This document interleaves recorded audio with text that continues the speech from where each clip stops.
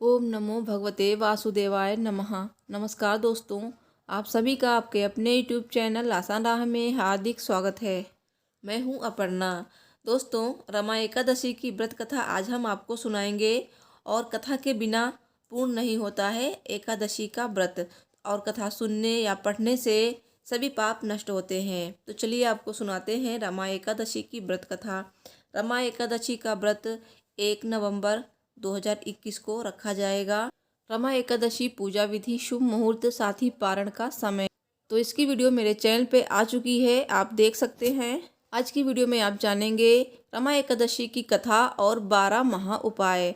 12 में से कोई भी महा उपाय आप करते हैं तो आपकी हर मनोकामना पूरी होगी।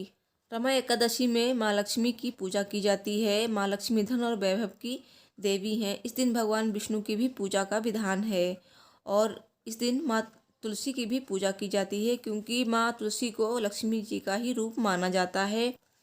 दोस्तों, कथा सुनने से पहले कमेंट बॉक्स में जय श्री लक्ष्मी नारायण जी अवश्य लिखिए। भगवान विष्णु माता लक्ष्मी आपकी सभी मनोकामनाएं पूर्ण करेंगी। तो चलिए आपको सुनाते हैं रमा एकादशी की व्रत कथा। एक नगर में प्रतापी राजा मुचकुंद रहते थे। उनकी एक पुत्री थी जिसका नाम चंद्रभागा था। राजा ने बेटी का विवाह राजा चंद्रसेन के बेटे शोभन के साथ करा दिया। दुर्बल होने के कारण शोभन एक समय भी बिना खाए नहीं रह सकता था। कार्तिक के महीने में शोभन एक बार पत्नी के साथ ससुराल आया। तभी रमा एकादशी आ गई और चंद्रभागा के गृह राज्य में सभी ने ये व्रत रखा और शोभन को भी ये व्रत रखने को कहा गया। ये सुनकर शोभन चिंतित हो गया कि वो तो एक पल भी भूखा नहीं रह सकता, फिर वो रमा एकादशी का व्रत कैसे करेगा। इस चिंता के साथ ही वे अपनी पत्नी के पास गया और कुछ उपाय निकालने को कहा। शोभन की बात सुनकर चंद्रभागा ने कहा कि अगर ऐसा है तो आपको राज्य से बाहर जाना होगा, क्योंकि सभी लोग यह व्रत रखते हैं। यहाँ तक कि जानवर भी अन्न ग्रहण नहीं करते हैं। लेकिन चंद्रभागा का ये उपाय शोभन ने मानने से इनकार कर दिया और व्रत करने की ठान ली। अगले दिन सभी के साथ शोभन ने भी एकादशी का व्रत किया, लेकिन भूख प्यास बर्दाश्त न कर पाने के कारण प्राण त्याग दिए। चंद्रभागा सती होना चाहती थी, लेकिन उसके पिता ने ऐसा न करने का आदेश दिया। साथ ही भगवान विष्णु की कृपा पर भरोसा करने को कहा। पिता की आज्ञा अनुसार चंद्रभागा सती नहीं हुई और वो अपने पिता के घर रहकर एकादशी के व्रत करने लगी। दूसरी तरफ शोभन को एकादशी व्रत करने का पुण्य मिलता है और वो मरने के बाद एक बहुत भव्य देवपुर का राजा बनता है। भगवान विष्णु की कृपा से उसे मंदराचल पर्वत पर धन धान्य से परिपूर्ण और शत्रु रहित देवपुर नाम का एक उत्तम नगर प्राप्त हुआ। उसे वहां का राजा बना दिया गया। शोभन के महल में रत्न और स्वर्ण के खंभे लगे थे। राजा शोभन स्वर्ण और मणियों के सिंहासन पर सुंदर वस्त्र तथा आभूषण धारण किए बैठे थे। उन्हीं दिनों मुचकुंद नगर का एक ब्राह्मण सोम शर्मा तीर्थ यात्रा के लिए निकला हुआ था। घूमते घूमते वो शोभन के राज्य में जा पहुंचा। शोभन को वहां देख ब्राह्मण उसे पहचान गया और उसके निकट गया। राजा शोभन ब्राह्मण को देख आसन से उठ खड़ा हुआ और अपने ससुर तथा पत्नी चंद्रभामा की कुशल क्षेम पूछने लगा। शोभन की बात सुनकर सोम शर्मा ने कहा, हे राजन, हमारे राजा कुशल से हैं तथा आपकी पत्नी चंद्रभागा भी कुशल है। अब आप अपना वृतांत बतलाइए। आपने तो रमा एकादशी के दिन अन्न जल ग्रहण न करने के कारण प्राण त्याग दिए थे। मुझे बड़ा विस्मय हो रहा है कि ऐसा विचित्र और सुंदर नगर, जिसको न तो मैंने कभी सुना है और न कभी देखा है, आपको किस प्रकार प्राप्त हुआ है। ब्राह्मण को बताते हुए शोभन ने कहा कि ये सब कार्तिक माह के कृष्ण पक्ष की रमा एकादशी के व्रत का फल है। इसी से मुझे ये सुंदर नगर प्राप्त हुआ है, लेकिन ये अस्थिर है। ब्राह्मण ने पूछा कि ये अस्थिर क्यों है और स्थिर किस प्रकार हो सकता है, आप मुझे बताएं। इसे स्थिर करने के लिए मैं कुछ कर सका तो ये वो उपाय अवश्य करूँगा। ब्राह्मण की बात का जवाब देते हुए शोभन ने बताया कि मैंने वो व्रत विवश होकर और श्रद्धा रहित किया था, इसलिए मुझे ये अस्थिर नगर प्राप्त हुआ है। लेकिन अगर तुम इस वृत्तांत को राजा मुचकुंद की पुत्री चंद्रभागा से कहोगे तो वो इसको स्थिर बना सकती है। ये सारी बातें जानने के बाद ब्राह्मण वापस अपने नगर को लौट आया और उसने सारा वृत्तांत चंद्रभागा को सुनाया। ब्राह्मण की ये बातें सुनकर राजकन्या को यकीन नहीं हुआ और ब्राह्मण से फिर पूछा कि क्या आपने इसे प्रत्यक्ष देखा है। ब्राह्मण की बात सुन चंद्रभागा बोली, ब्राह्मण देव, मुझे उस नगर में ले चलिए, मैं अपने पति को देखना चाहती हूँ। मैं अपने व्रत के प्रभाव से उस नगर को स्थिर बना दूंगी।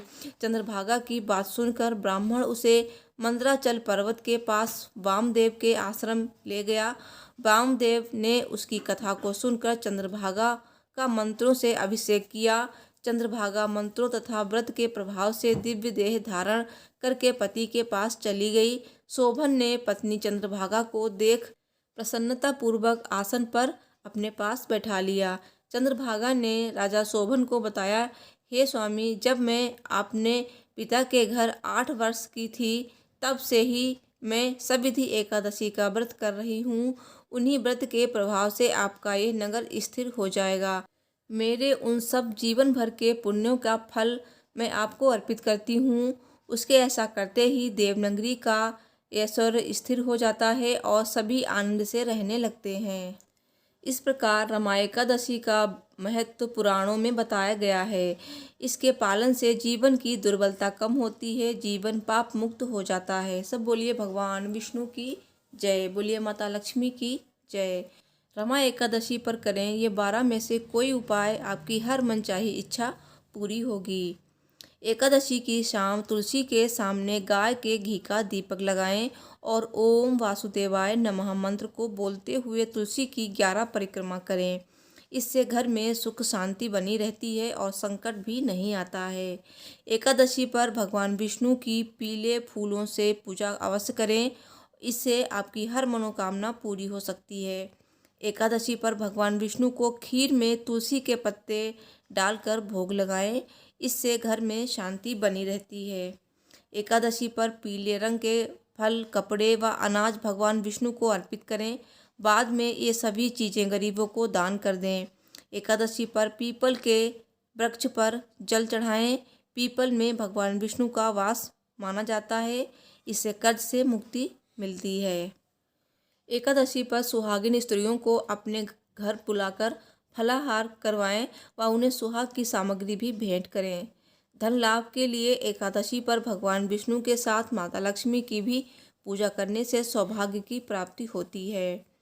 एकादशी की सुबह स्नान आदि करने के बाद भगवान विष्णु की प्रतिमा का केसर मिले दूध से अभिषेक करें। एकादशी की सुबह स्नान आदि करने के बाद श्रीमद् भगवद गीता का पाठ अवश्य करें, इससे भगवान विष्णु प्रसन्न होते हैं। एकादशी पर तुलसी की माला से ओम नमो भगवते वासुदेवाय नमः मंत्र का जाप भी कर सकते हैं। एकादशी पर दक्षिणावर्ती शंख की पूजा करने से भी भगवान विष्णु व माता लक्ष्मी की कृपा मिलती है, इससे आपको धन लाभ भी होता है। दोस्तों, इन 12 में से आप कोई भी उपाय कर सकते हैं लक्ष्मी नारायण जी को प्रसन्न करने के लिए। दोस्तों, रमा एकादशी की पूजा विधि और शुभ मुहूर्त, साथ ही पारण का समय, क्योंकि एकादशी व्रत में पारण का बहुत ही ज़्यादा महत्व होता है। तो ये वीडियो मेरे चैनल पे आ चुकी है, आप देख सकते हैं, उसका लिंक मैं दे दूंगी। मुझे उम्मीद है मेरी वीडियो आपको पसंद आई होगी, तो प्लीज़ वीडियो को लाइक, शेयर और मेरे चैनल को सब्सक्राइब करना ना भूलें। मिलती हूँ नेक्स्ट वीडियो में। Thanks for watching. हर हर महादेव, जय माता दी।